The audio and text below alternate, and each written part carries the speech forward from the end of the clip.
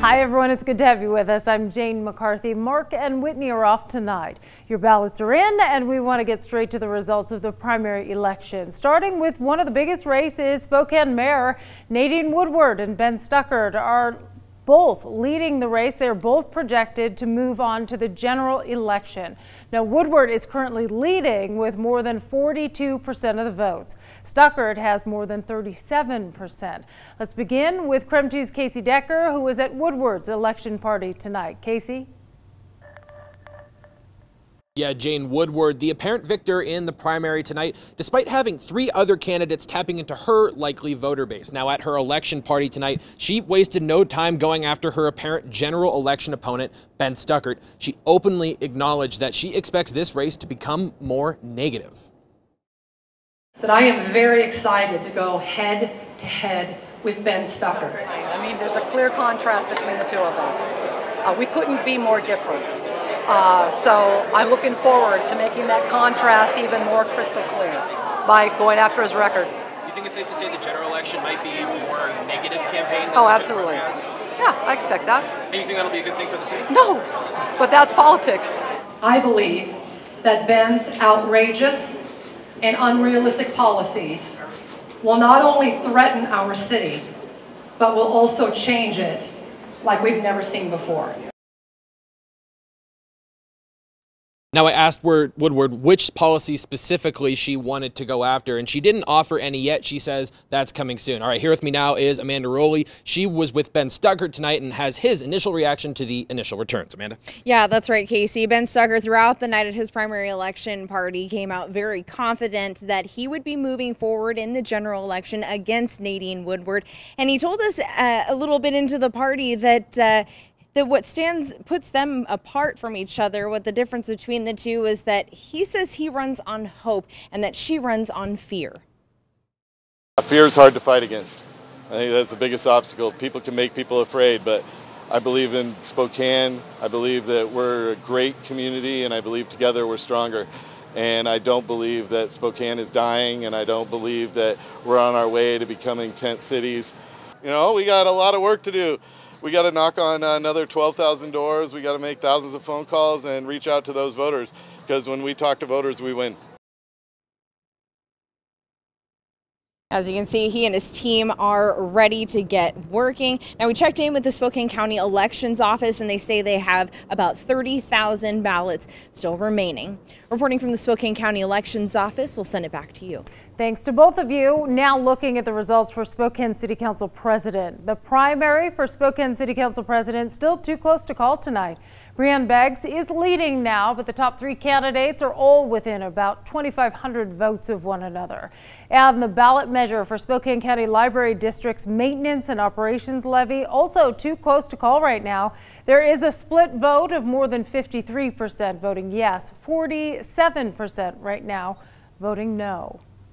Moving on to the Spokane County Fire District 3 Fire and EMS levy. The yes votes are leading right now with 66%.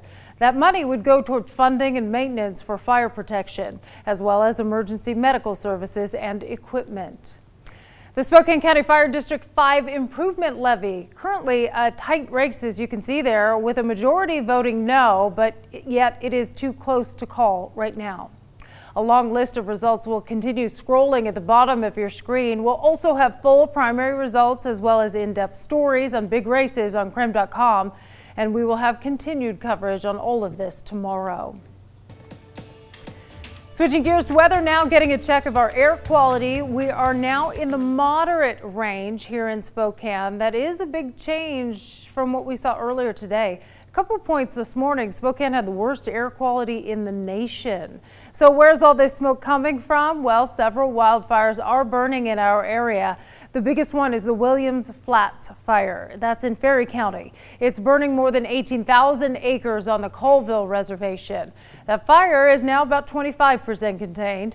And tonight we're finding out that fire crews actually had to suspend their efforts today because someone was flying a drone in the area. Now, firefighters want to remind you drones are not allowed near wildfires, and if you do it, you could be fined up to $20,000. It's quite serious. There is still a level 2 evacuation for just one home in that area. Level 2 meaning be prepared to leave at a moment's notice. Meantime, the nearby Lundstrom Butte fire is 100% contained now. It burned roughly 10 acres. The Bandy fire burning in Spirit Lake is also now fully contained. That fire burned about 140 acres, primarily grass. Fire crews are now focusing on mopping up that fire. And if you thought today was hot, get ready for tomorrow. We could see temperatures climbing into the triple digits. We also have a heat advisory in effect. Meteorologist Thomas Patrick in the Weather Center tracking what that means. Hi, Thomas. Good evening, Jane. And yeah, a lot of areas actually in the hundreds today, and it'll likely be just the same for tomorrow. We're in the midst of the hottest weather so far of 2019, so heat advisories continue for one more day. Basically all of central and eastern Washington and a few locations in Idaho, including Coeur d'Alene and Lewiston. Some of those highs in central Washington up to 105 today. And it was 97 in Spokane, 2 degrees shy of the record high. Tomorrow will likely be within 2 degrees of that record high yet again. 99 knocking on the door of 100 degrees in Spokane, meaning that the usual hot spots in the inland northwest will likely be in the hundreds. So Lewiston, Dayton, Ritzville, Omak, Colville, you're all expected to be in the hundreds along with Moses Lake. That for tomorrow. Also tracking air quality. It is moderate right now, which was better than it was this morning. I think tomorrow morning it will stay at moderate, but may dip into the unhealthy for some, or maybe even unhealthy by the afternoon, depending on the wind speed and direction. But I'll tell you what, coming up in a bit, I'm tracking rainfall for the area. That's right, rain in August. I'll let you know when that comes, and will help to lower the heat and hopefully lower the smoke in the area as well. Thomas, thank you very much for that. As we continue to see these hot temperatures, Avista taking a proactive approach.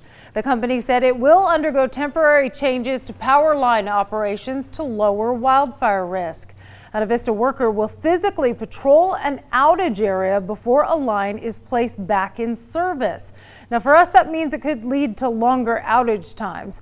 Avista says it will return power line operations to normal as soon as weather permits. You hear boom, boom, boom, boom, and you can tell it's coming in because it's echoing louder. Well, President Donald Trump is scheduled to visit El Paso, Texas and Dayton, Ohio tomorrow. He will be visiting in the wake of this weekend's mass shootings. Meantime, members of Congress are pushing for stricter background check bills. A background check to determine if someone is disqualified from buying a firearm is not an infringement on the Second Amendment. 31 people were killed in those 2 shootings. Some lawmakers have also called on Senate Majority Leader Mitch McConnell to hold an emergency Senate session on guns. Congress is in recess until September 9th.